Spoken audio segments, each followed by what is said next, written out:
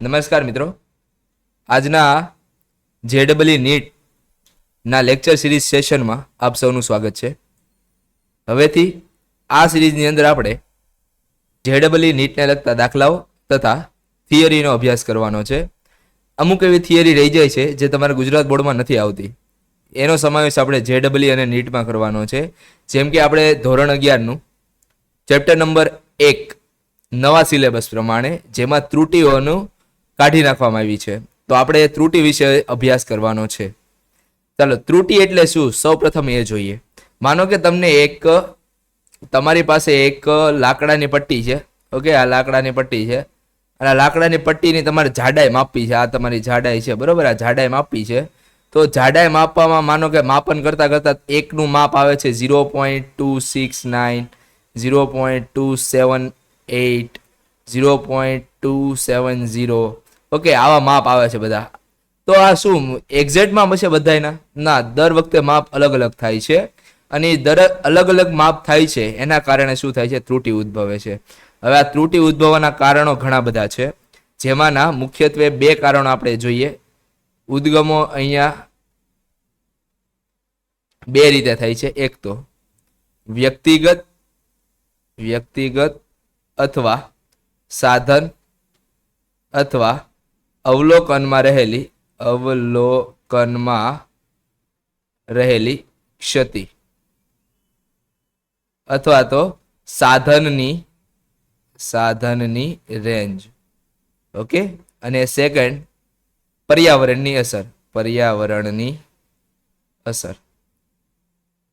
ચાલો, હવે આ બધા કઈ રીતે ઇફેક્ટ કરે છે એ જોઈએ. વ્યક્તિગત ત્રુટી. ચાલો, વ્યક્તિગત ત્રુટી કોને કહેવાય? માનો કે તમે આ જાડાઈ માપવાની સ્ટાર્ટ કરી, તો બની શકે કે તમે જે સ્કેલનો પોઈન્ટ મૂકેલો છે એ 0 ઉપર ન હોય, 0 થી ઉપર નીચે હોય, તો એ તો ત્રુટી ઉદ્ભવ કરવાની જ છે.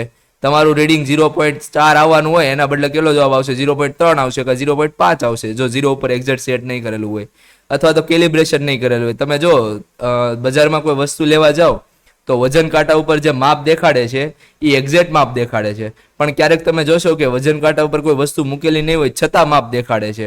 તો એને મારે શું કરવું પડે? પહેલા 0 કરવું પડે, નહીતર તો એ દળ એડ થઈ જાય તો દુકાનદારને તો ખોટ જાય ને. ઓકે, હવે આપણે જોઈએ સાધનમાં ખામી કઈ રીતની. માનો કે તમારી પાસે એક વોલ્ટ મીટર છે. આ તમારી પાસે એક વોલ્ટ મીટર છે અને અહીંયા એક એનો એરો છે, બરોબર.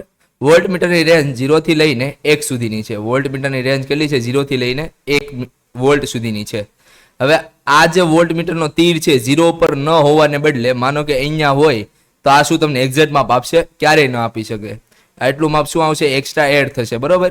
તો એટલા માટે થઈને સાધનની ખામી એક તો ગણી શકાય ત્રુટીના ઉદ્ગમમાં. બીજું અવલોકનમાં જોવાની ક્ષતિ. હવે તમે જોયો કે તમારી પાસે બાઇક હોય ને, તો એનો પેટ્રોલનો જે કાંટો છે ને, બાઇકનો પેટ્રોલનો કાંટો, એ તમે એક સાઈડ આ સાઈડથી જોશો ને તો તમને એમ લાગશે કે કાંટો આ બાજુ છે, પણ જો તમે આ બાજુથી જોશો ને તો તમને એમ લાગશે પેટ્રોલનો કાંટો 0 થી નીચે છે. ઓકે, તો આ છે અવલોકનમાં જોવાની ક્ષતિ. આપણે કઈ રીતે જોઈએ છીએ એના ઉપર પણ ડિપેન્ડ કરે છે. તમારે કોઈ પણ અવલોકન લેવું હોય તો હંમેશા તમારી આંખની સામે જ રાખવું પડે, તો જ ઓછી ત્રુટી આવશે. અને છેલ્લું છે સાધનની રેન્જ. સાધનની રેન્જ કઈ રીતે? માનો કે આ વોલ્ટ મીટર વાળું ઉદાહરણ લઈએ તો વોલ્ટ મીટરની અંદર માનો કે એનું માપન 0.01 વોલ્ટ છે. એનું એક નાના કાપાનું માપ કેટલું છે? 0.01 વોલ્ટ. હવે માનો કે 0.012 વોલ્ટ આવે, 0.012 વોલ્ટ, તો એ શું દેખાડશે મને? આ વોલ્ટ મીટર મને શું આ 0.012 વોલ્ટ દેખાડશે? નો દેખાડે. કાં તો એ 0.01 દેખાડશે અને કાં તો એ 0.02 દેખાડશે, જો એની નજીક હશે તો. આ થઈ ત્રુટીના ઉદ્ગમો. ઓકે, હવે બીજો ઉદ્ગમ આવે છે પર્યાવરણની અસર. માનો કે તમે કોઈક એવો પ્રેક્ટિકલ કરી રહ્યા છો જે તાપમાન સાથે બદલાય છે. રેડી? તો હવે કોઈક વાર તાપમાન ઠંડુ છે, રેડી, અથવા તો કોઈ એવું અત્યારે વિચાર કરો કે એક ભર ઉનાળો છે, કાળો તડકો છે, બરોબર, અને એમાં તમે કોઈ પ્રેક્ટિકલ કરી રહ્યા છો. હવે અચાનકથી ત્યાં વરસાદ આવવા મળે, પવન આવવા મળે, બરોબર, તો એ બધાની અસર એ વસ્તુ ઉપર થવાની જ છે. તો જેના કારણે એ વસ્તુ શું થાય છે? થોડી ઘણી ડિફ્લેક્ટ થઈ જાય છે અને એના કારણે પણ ત્રુટી ઉદ્ભવી શકે છે. ઓકે, તો હવે આ થઈ ગયા ઉદ્ગમોના. ત્રુટી કઈ રીતે ઉદ્ભવે છે? હવે આપણે જોઈએ ત્રુટીના પ્રકારો. ત્રુટીના પ્રકારો કયા કયા છે?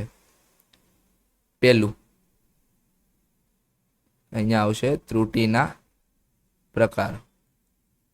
ત્રુટીના પ્રકારમાં પહેલો પ્રકાર આવે છે નિરપેક્ષ ત્રુટી.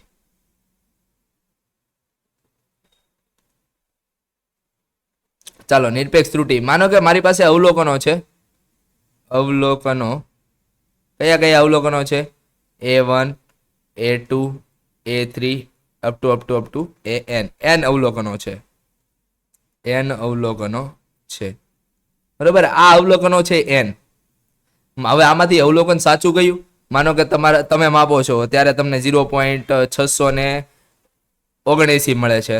તમારો ફ્રેન્ડ માપે છે ત્યારે કોઈ વસ્તુની જાડાઈ મળે છે 0.680, અથવા તો તમારા કોઈ બીજા મિત્ર અથવા સગા સંબંધી માપે છે તો તમને જુદી જુદી જાડાઈ મળે છે અથવા તો સમાન મળે છે જાડાઈ. તો આ બધામાં કઈ વસ્તુ આપણે સાચી લેવી? તો એનો બેસ્ટ એક્ઝામ્પલ છે કે આનું શું તમે એવરેજ લઈ લો. શું લઈ લો? એવરેજ લઈ લો.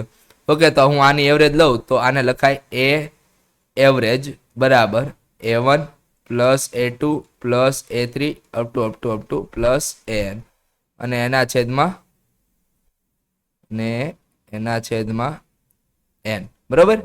આ એવરેજ શું બતાવે છે? માનો કે તમે બધા રીડિંગ લીધા છે અને એની એવરેજ કેટલી આવી? આ એવરેજ આવી છે તો એ તમને શું દેખાડશે? સચોટ મૂલ્ય બતાવશે. બરોબર. ચાલો હવે આપણે આગળ વધીએ કે નિરપેક્ષ ત્રુટિ કોને કહેવાય. હવે જો તમે એવરેજ માનો કે તમારી પાસે રીડિંગ છે 1.2 1.3 1.4 1.5 અને 1.6. આની તમે એવરેજ કાઢશો ને તો જવાબ કેટલો આવશે? 1.4 આવશે. એવરેજ 1.4.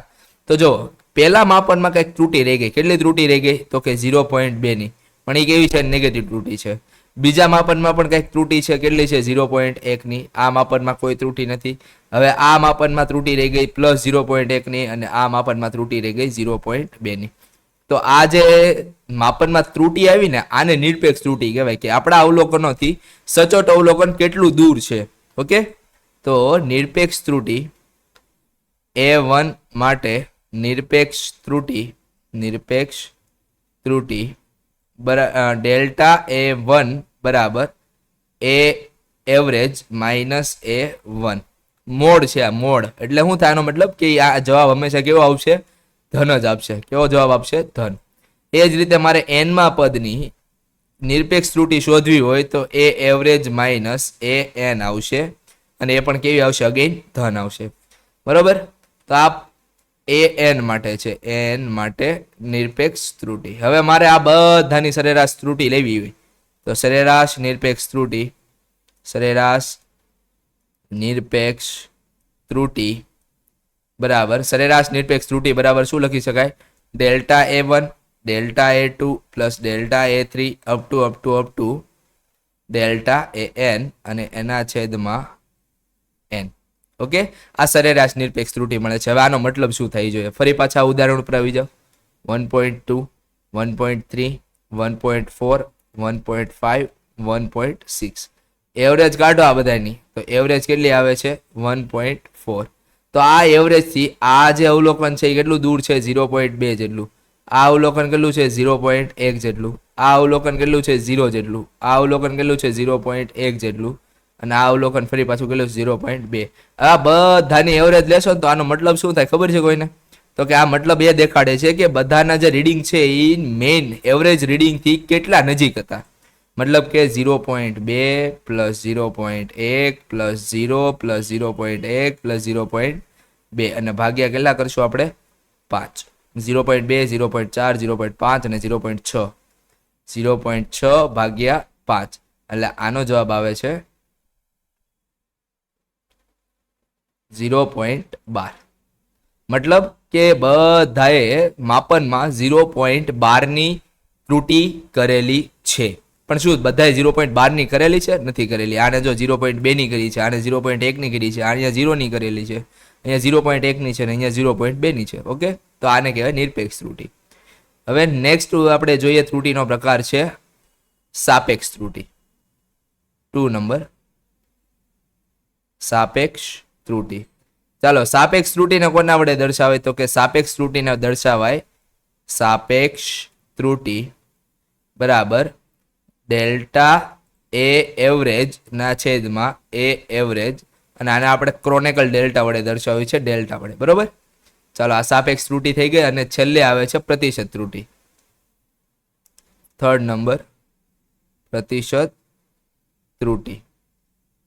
તો સાપેક્ષ ત્રુટિ સાપેક્ષ ત્રુટી ગુણ્યા 100 કરો તો તમને શું મળે છે? પ્રતિશત ત્રુટી મળે છે.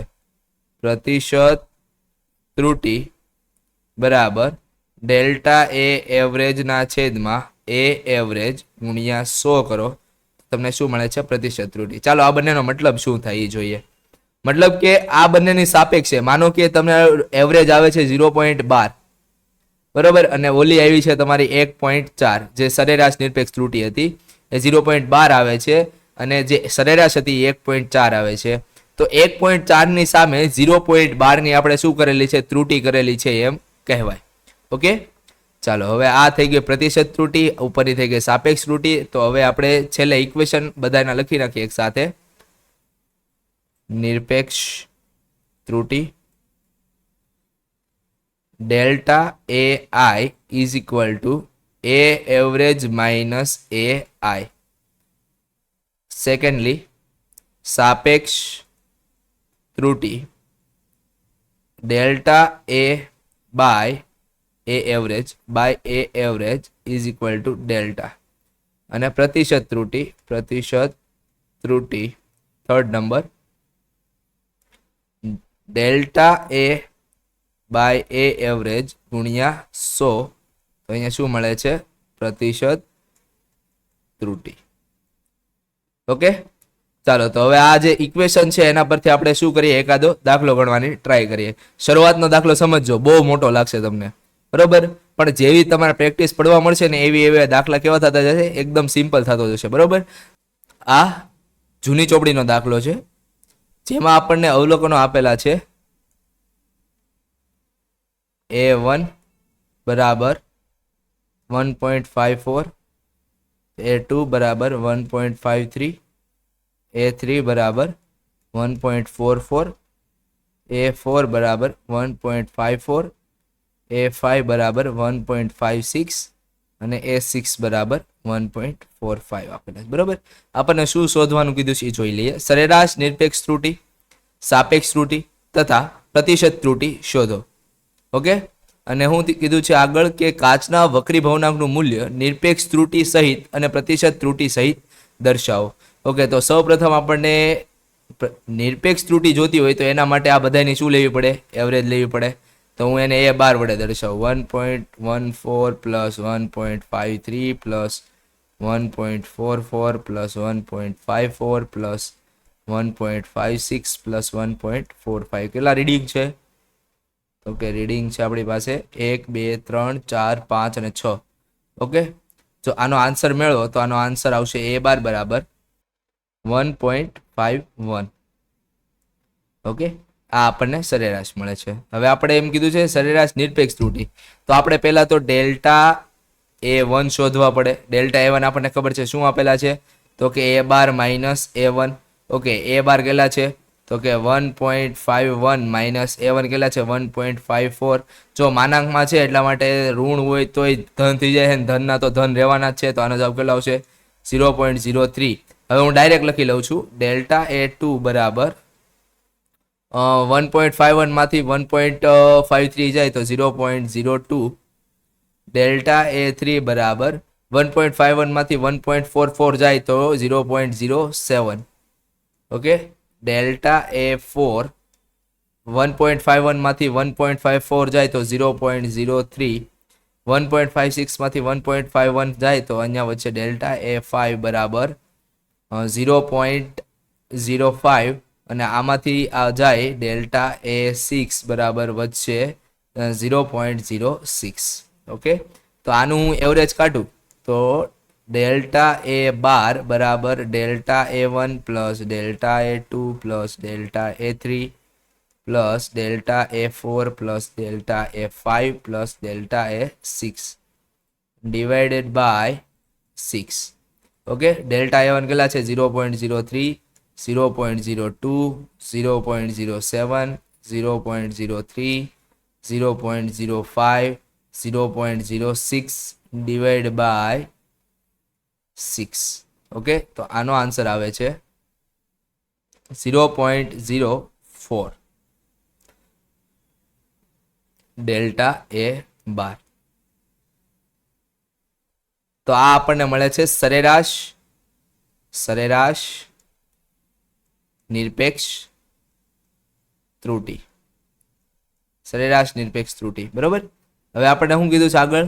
સાપેક્ષ ત્રુટિ શોધવાની છે. તો સાપેક્ષ ત્રુટિનું સૂત્ર તો આપણને આવડે જ છે. સાપેક્ષ ત્રુટિ બરાબર delta A bar average by A bar, મતલબ કે 0.04 ડિવાઈડ બાય ઉપર કેટલા આવ્યા હતા આપણે? આન્સર હતો 1.51. આથી ડેલ્ટા બરાબર સાપેક્ષ ત્રુટિ આવે છે કે 0.027. આ સાપેક્ષ ત્રુટિ થઈ ગઈ. અને હવે આવે પ્રતિશત ત્રુટિ. તો પ્રતિશત ત્રુટિ કેટલી આવશે? તો કે આના ગુણ્યા 100 કરી દો એટલે આપણને પ્રતિશત ત્રુટિ મળે. પ્રતિશત ત્રુટિ બરાબર ડેલ્ટા ગુણ્યા 100 એટલે કે 0.027 ગુણ્યા 100 એટલે કે 2.7% પ્રતિશત ત્રુટિ. ચાલો આનો મતલબ શું થાય પ્રતિશત ત્રુટિની એ આપણે સમજી લઈએ. કોઈ પણ ત્રુટિને તમારે દર્શાવવી હોય ને, કોઈ પણ ત્રુટિને, તો અહીંયા શું આ રીતે લખી શકાય? રાશિને દર્શાવવી હોય તો આ રીતે લખાય: મૂળ રાશિ, મૂળ મૂલ્ય પ્લસ ઓર માઇનસ એમાં રહેલી ત્રુટિ. ઓકે. સાપેક્ષ ત્રુટિ દર્શાવી તો સાપેક્ષ ત્રુટિ અને પ્રતિશત ત્રુટિ દર્શાવી તો પ્રતિશત ત્રુટિ. તમે કોઈ પણ દર્શાવી શકો. બરોબર.